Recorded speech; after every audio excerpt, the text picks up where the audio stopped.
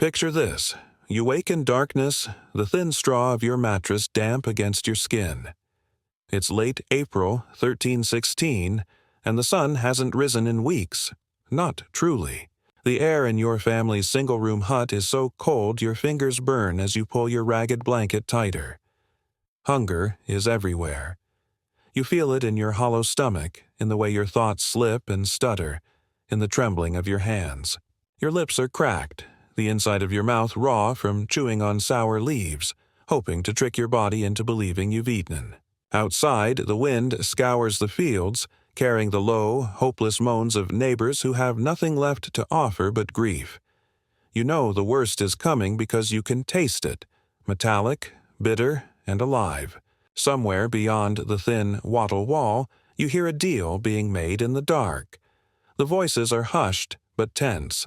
A merchant's slow baritone, your mother's desperate whisper. You understand none of the words, but you know the rhythm. Goods are exchanged for goods, but this winter there is nothing left to trade. Only bodies remain. You can sense the terror in your mother's breath, the weight of her choice pressing on you from the next room like a hand around your throat. You wonder, will you be the next item for barter?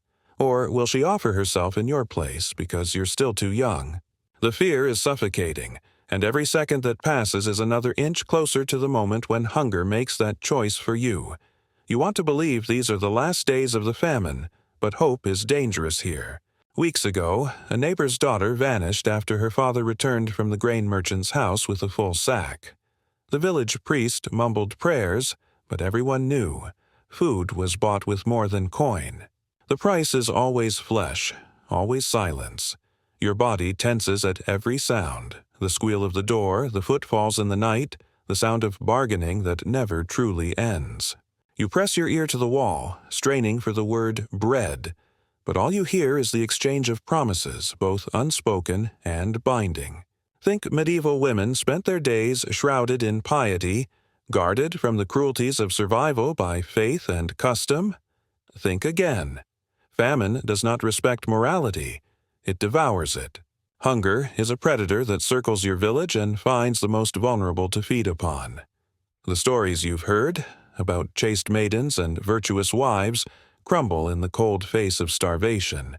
Here, your worth is measured in what you can surrender. Your hair for a handful of meal, your labor for a crust of bread, your body for another day alive. The boundaries between dignity and disgrace blur until both are nothing but rumors from before the hunger came.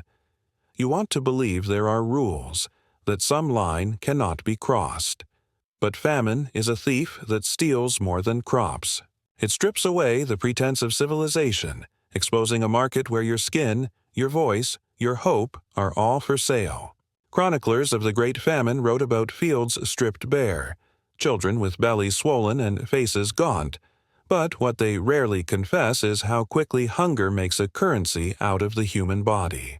Medieval England, France, Flanders, all were gripped by disaster in the years after 1315, and the documents that survive speak in careful euphemisms. Women seeking favor, girls gone to service, mothers bargaining at the granary gates. Behind. Every line, a body traded for survival, a family kept alive by what cannot be spoken aloud. But here's where it gets worse, because even the men who control the food, who dole out grain with hard eyes and soft words, are only part of the problem. In your world, the threat is not just strangers, but those closest to you. When hunger becomes unbearable, fathers barter their daughters, brothers their sisters, mothers themselves. The only thing more terrifying than the men who demand your surrender is the realization that one day your own desperation might force you to become the merchant at the door. In the flickering light of a single tallow candle you watch your mother's face. Her eyes are hollow, her cheeks sharp as knife blades. She glances at you, then at the door where the merchant waits, his boots tracking mud across your floor. The deal she's about to make is not for her. It's for you. She smooths your hair, her hands trembling, and whispers a promise. Just one night. Then we eat. Then this ends. But you both know it never really ends. Not in a world where bodies are coin and hunger never forgives a debt.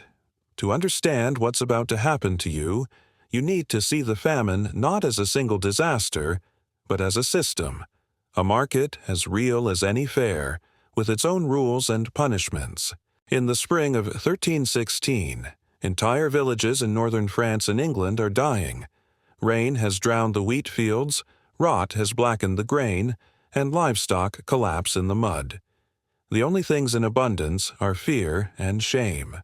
Letters from Bishop Guillaume de Nogaret describe lines of women at the granary gates, begging bread in exchange for honor.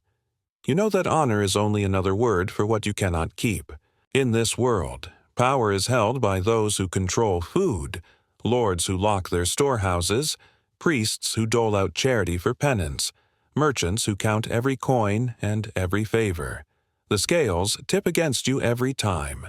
Your fate is decided not by prayer or by luck, but by how much you are willing or forced to offer. Laws are supposed to protect the weak, but when famine comes, the law itself is for sale. The Chronicle of Jean Froissart records that during the worst months, young women disappeared from villages, their absence paid for in loaves and silence. Those who return are marked by rumors, unable to marry, condemned by the very people they saved. You are trapped in a bargain no one will name. The price is silence, secrecy, and the hope that your body, traded tonight, will buy just enough to keep your family alive until the harvest returns. But as you watch your mother open the door, as you hear the merchant step inside, you realize the true horror of the famine. It's not just the hunger for bread, it's the hunger to survive at any cost, and the terrible knowledge of what you might lose in the process. What you're about to endure is not unique. It is the fate of thousands. Chroniclers can write about the numbers of dead, the churches full of bodies, but they cannot record the suffering measured in traded flesh, in bargains made by firelight, in the silence of women who saved their families and lost themselves. The famine is not a tragedy of numbers, but of names. Names whispered in shame, forgotten by history, except by those who lived the bargain. Outside, the wind howls through the broken shutters, and your mother's eyes meet yours. Tonight, everything changes. Hunger has made a coin of you, and dawn will not bring relief. Only the next price, the next offer, the next betrayal. You stand in the threshold, bare feet pressed to the icy earth. The air inside your home is thick with the sour musk of fear and old smoke, but the night outside is worse. A world of empty fields and watching eyes. Your mother's hand is still on your shoulder, her grip gone slack. The merchant is here for what your family cannot buy. He stands near the fire watching the shadows move across your face. His voice is low. A week's worth of bread for one night's kindness. You understand exactly what is being traded.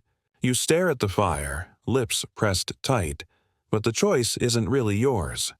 The market for flesh has rules, but none written for your protection. You're not alone. You remember the faces of your neighbors, huddled in the square that morning, every one of them marked by the same dread. Some families offer their youngest daughters, some the eldest sons, anyone with the strength to draw another man's interest. There is no shame left, only calculation. You've heard the whispers about what happens in the barns behind the tavern, about the hands that count coins in the dark and the mouths that cannot speak the truth by daylight. You think of last year's harvest festival, of laughter and song. Now, the only music is the shuffling of feet as hungry women make their way to the granary's back door. But here's where the shame turns systematic. At the edge of the market, you watch as deals are struck in plain sight. There's no secrecy, no hiding, only the careful accounting of bodies and bread. The baker's wife, once proud, now hollow-eyed, stands with her youngest daughter, negotiating with the traveling merchant. The blacksmith's apprentice, hands still stained with soot, barters away a night in the hayloft for a sack of barley. Hunger makes every body a coin, and every woman knows the price. Still, you want to believe the priest will help. Surely, you think the church is a refuge. But the priest's eyes follow you in the pew, and his sermon turns to charity for the desperate. After Mass, you kneel for confession, and he closes the door. His voice is soft, the words careful. There is mercy for those who serve. In the famine year, even mercy has a price.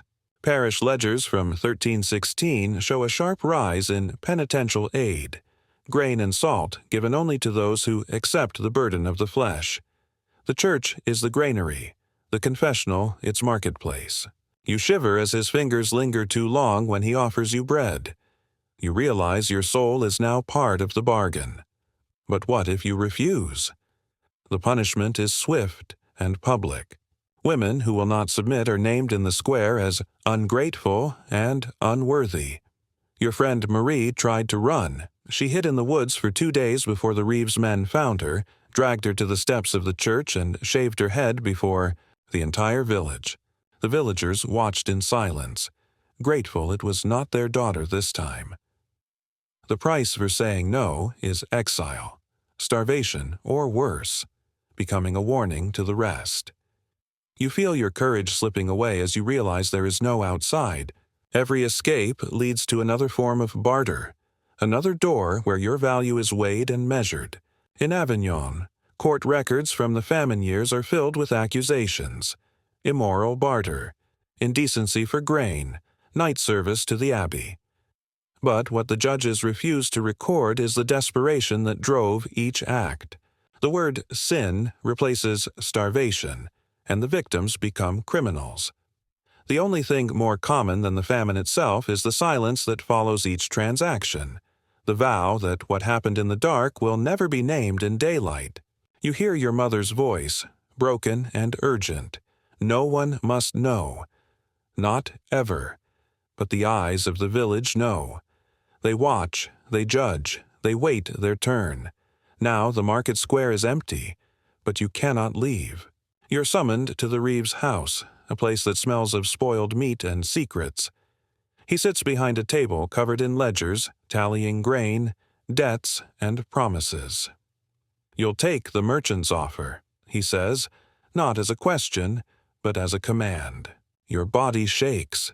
You stare at the ground. If you do this, your brothers can eat. If you don't, they won't last the week. There's no negotiation, only the reminder that every refusal is an act of violence against your own blood. The auction is not over when you leave the room. It follows you home, into your sleep, into the eyes of those you saved.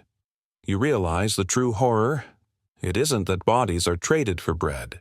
It's that survival depends on silence, on pretending that you were never there, that nothing happened, that hunger did not make you complicit in your own undoing. This is the price everyone pays, and the secret everyone keeps. As you walk home, the sky is bruised with the last light of day. Your mother waits by the door, face unreadable.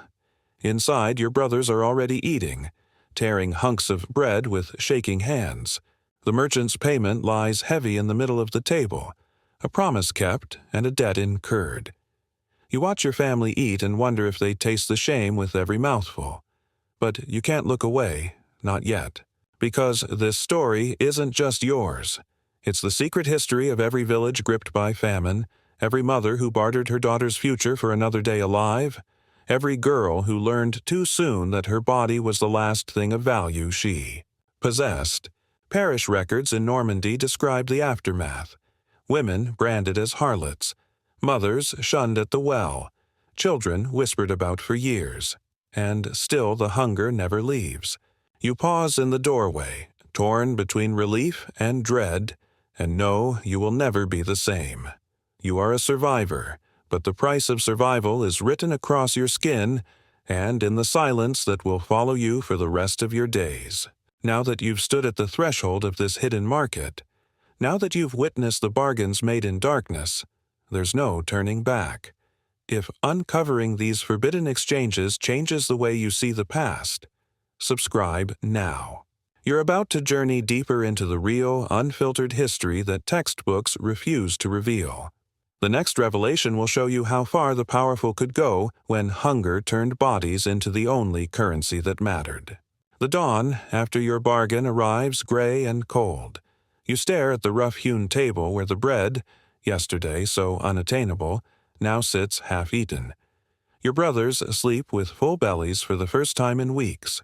But as you watch them, you realize that something else is awake in the village. Word travels faster than hunger. Your footsteps in the mud feel heavier. You are not alone. Every woman who passes you on the path lowers her eyes, and every man who nods hello holds your gaze too long.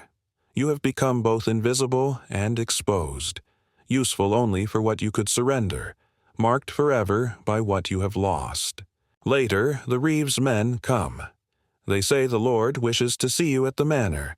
You cross the fields, legs trembling with every step. The manor house looms like a stone ship in a sea of ruined grain. You are led through corridors lined with tapestries, each thread richer than anything you have ever owned. The Lord sits at a table piled with food, cheese, apples, roast meat, spread before him in open defiance of the famine that has claimed half the village. The scent of fat and fruit is dizzying. Your body aches with longing, but the rules here are older than the famine. The Lord's steward speaks, "His grace will offer grain and protection. In return, you will serve, however he asks." You look at the other girls waiting in the hall. Some are your age, some barely more than children. Their faces are blank, drained of hope. No one speaks. This is the new custom. When hunger comes, the manor gathers bodies like harvest. In a ledger by the Lord's hand, your name is written. Next to it, one sack of rye and a note in careful Latin, "Services rendered." You want to scream that this isn't service, it's extortion. But you are told to be grateful, to show respect for charity. In that moment, you understand. The famine has not only emptied bellies, it has filled ledgers with names traded for survival. The bargains here are formalized. In England's manorial records from 1316, the agreements are chillingly clear. For grain, Agnes shall dwell in the Lord's house until Michaelmas. Grain to be delivered monthly, provided her service is satisfactory. You watch as one mother pleads for her daughter's release, offering herself in her daughter's place. The steward's answer is cold. One must take the place of another. The harvest is not yet in. In that simple sentence, you see how the famine has become a system, one where bodies are managed, debts calculated, and mercy rationed only to those who pay in flesh. But here's where the system reveals its deeper cruelty. The Lord does not hide his power. He flaunts it. Every gift of food is a transaction, every night spent in the manor another entry in the account. You hear the older women whisper advice in the kitchens, "Smile. Be silent. Do not anger him. Never say no. Refusal is impossible. The law is his to interpret, and in the famine, the only right you possess is the right to be useful. If you displease him, the sack of grain disappears, your family's field is reclaimed, your brothers left to starve." Inquisition records from Languedoc tell the same story. Women extracted from their homes by the local seigneur, forced to sign away their bodies for the duration of hardship. The contracts are witnessed by priests and bailiffs. There is no secrecy. Everyone in the village knows who is at the manor and why. One scribe writes, "It is better for a maiden to surrender herself than for her kin to perish." The words burn in your mind. You wonder if this is true, or simply a lie repeated until it becomes law. You learn to negotiate the manor's labyrinth, how to stay out of the way, how to hide bruises beneath your shift, how to listen without seeming to hear. You are instructed in small acts of resistance, a glance exchanged, a warning whispered, a hand squeezed in silent solidarity. But every attempt to reclaim dignity is risky. The Lord's patience is thin, his punishments creative. One night you see a girl your age locked in the stables for weeping during supper. Another disappears after speaking out of turn. The cost of resistance is always measured in hunger. As days become weeks, you feel the transformation in your own body. Food returns color to your cheeks, but each meal tastes of fear. In the kitchen, you overhear the steward instructing new arrivals. This is the only way. Better to serve than to starve. The words repeat like a curse. The other girls nod, eyes hollow. You see that survival is not victory. It is a series of choices, each more compromising than the last. To live, you must become a negotiator, of pain, of hunger, of shame. Every agreement you make is another part of yourself mortgaged to the famine. But here's where it gets truly twisted. The system is not limited to the manor. The church, too, is complicit. The village priest offers his own bargain: shelter in the rectory, a bowl of broth, a bed near the altar, if you will serve as his housekeeper. In the bishop's letters, housekeeper is code for something else. You hear stories of nuns taking in desperate girls, not to protect, but to assign them to wealthy patrons who pay the convent for each night's hospitality. Every institution that claims to shelter you is also a participant in the market. Each act of mercy comes with a contract, and every contract names your body as the collateral. One night, as rain drums against the manor's leaded windows, you listen to a new girl sobbing in the dark. She asks you if it ever gets easier. You lie and say yes. In the hush that follows, you realize the famine's worst legacy is not the deaths it brings, but the bargains it demands from the living. You have learned to survive, but survival is not the same as being spared. And somewhere in the distance, the bells ring for morning mass. You rise, knees stiff, and prepare to bargain again, because the famine is not over, and the market for bodies never truly closes. Night after night, you return to the same small bed in the manor's attic, the straw beneath you sharp as thorns. You count the days by the faces that vanish from the kitchen, by the whispered names no one repeats aloud. The rules here are simple. Do what you must, keep quiet, and never draw attention. Yet there's another code, passed in secret glances between women, a language of survival older than the famine itself. One evening, as the fire burns low, the cook presses a piece of cloth into your hand, a folded scrap with 3 black beans inside. She nods to the back stairs. If he comes to you angry, drop these in the water jug. It will slow his hand. You understand, without words, that these are lessons passed from one survivor to the next. They teach you how to fake sleep, how to disappear behind your own eyes, how to take just enough food from the stores without being caught. The older women share everything, except their stories. Silence is safer than truth. But here's where the ritual deepens. As the famine stretches into its second year, the hidden sisterhood grows. You join a quiet network of women who barter what little they can for each other. A warm stone to heat your feet, a pinch of dried mint to mask your breath, a careful warning when the Lord's temper turns mean. The secrets keep you alive. You realize you are not just surviving for yourself, but for all the others who will come after you, girls whose names you'll never know, who will one day find their way to this same attic. Yet secrecy breeds its own dangers. One afternoon, a young maid is caught smuggling stale bread to her mother. The punishment is swift. A public beating in the courtyard, her hair shorn to the scalp. The other women are forced to watch, their eyes cast downward, each one silently praying not to be next. You see jealousy spark between those who receive extra grain and those who do not. Rumors flare like brush fires. Who slept with the steward for a whole wheel of cheese, who was seen leaving the Reeves' house after midnight. The old alliances fracture. Hunger turns suspicion into weapon. Still, you cling to the rituals. Late at night, you and the others kneel in the attic, sharing whispered prayers and broken dreams. You learn to read the seasons by the texture of your hunger. In winter, the ache is cold and slow. In spring, it sharpens, desperate for anything green. Oral histories, passed from one mouth to another, tell of times when women ground acorns to dust, boiled shoe leather to make broth, or dug roots by moonlight while men slept. You must never let them see you weak, an old widow tells you. Even if your knees give out, keep your head high. The world is always watching. But the world does more than watch. It adapts. Over months, the village itself is transformed. What began as desperate, secret barter becomes the new order. The men no longer hide their offers. Bread is traded openly for a night's service. Cheese and candles are weighed out by what a woman will surrender.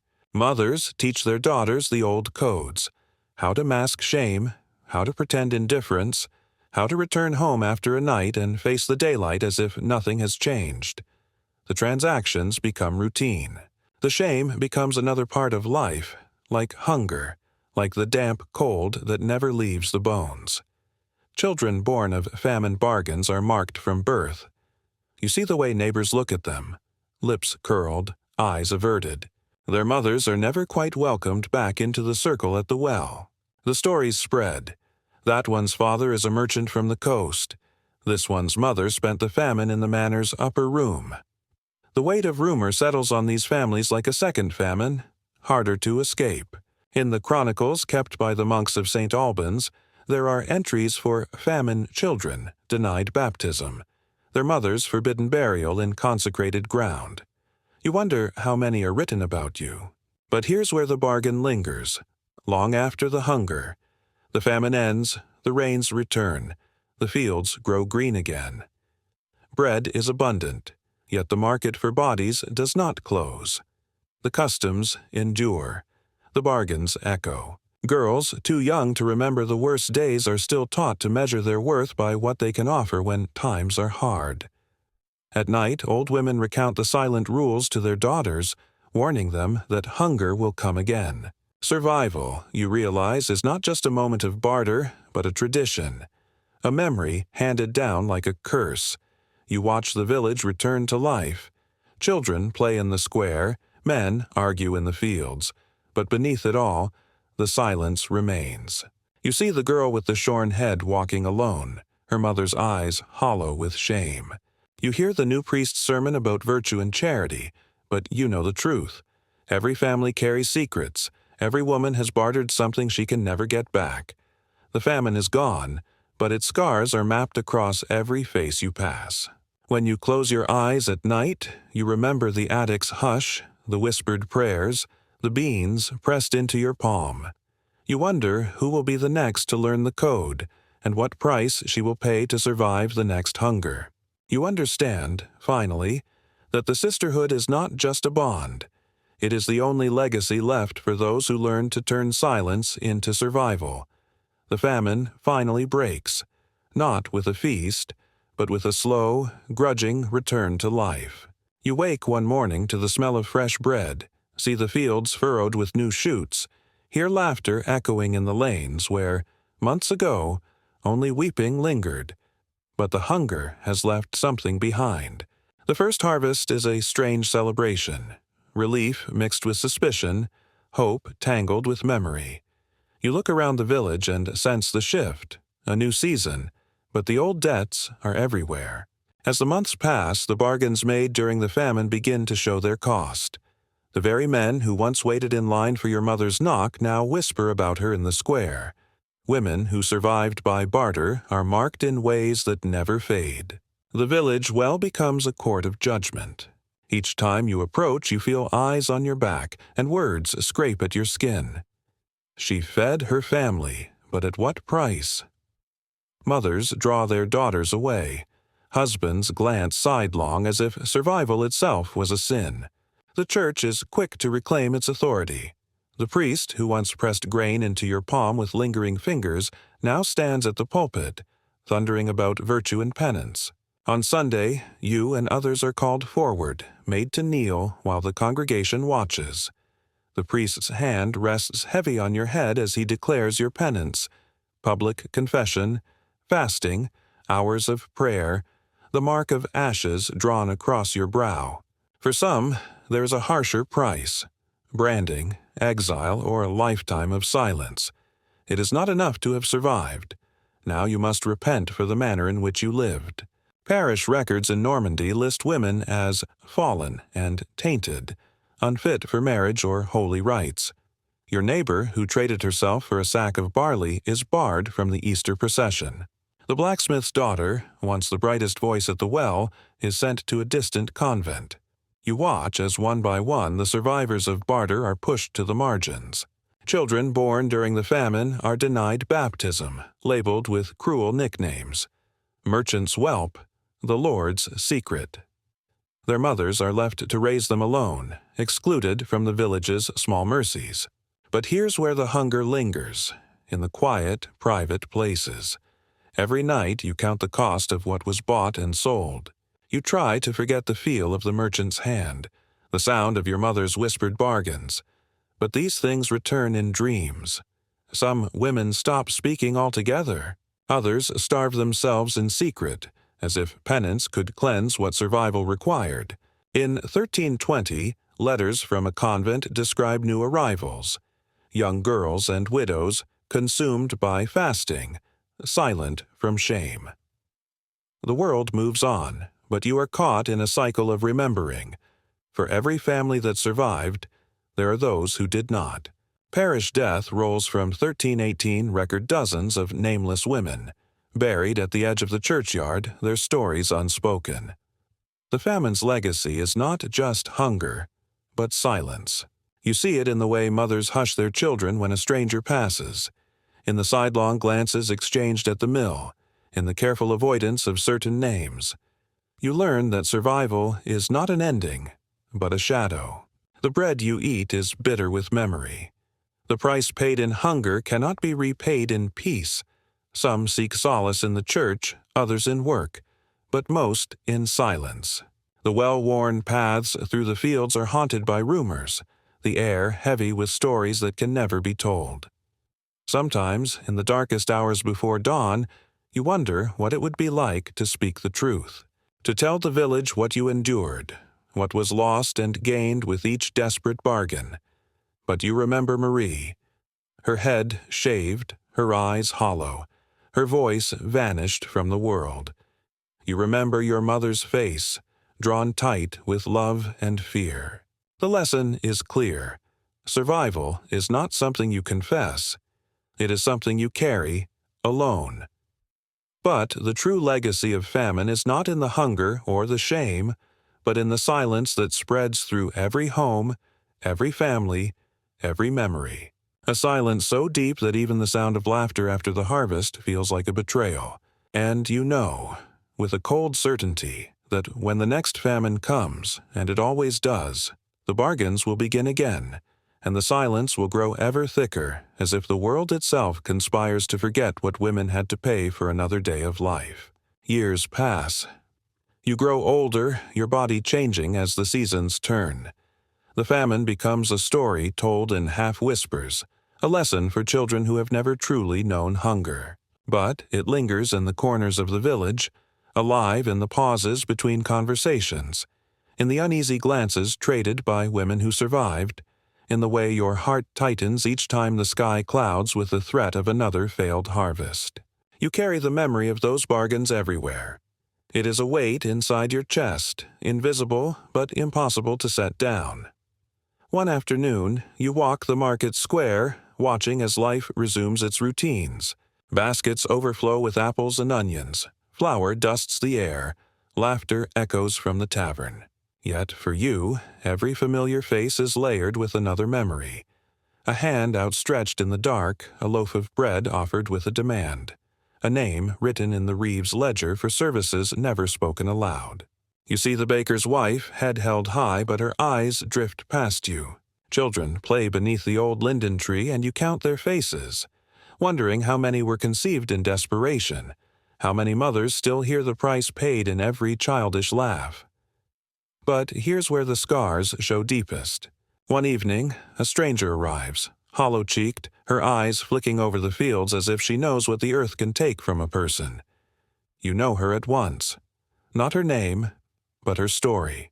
You watch as she speaks with the merchant, with the priest, with the same men who once measured your worth in hunger. She stands where you once stood, her hand trembling on the doorframe, her choice already made by the laws of scarcity. The village pretends not to notice, but you do, and you know that the cycle never really ended. You pass women you once comforted in the manor's kitchen, some now mothers, some alone. Their secrets are mapped in lines across their faces, in the way they flinch when a man's voice rises, in the silence that falls at the mention of the famine years. Some never returned, buried on the outskirts of the churchyard, their names replaced by rumors. Others live quietly, never quite forgiven, never quite forgetting. You listen to the priest's sermon on forgiveness and think of the bargain struck beneath the cross, of the penance that followed survival. The most shocking truth?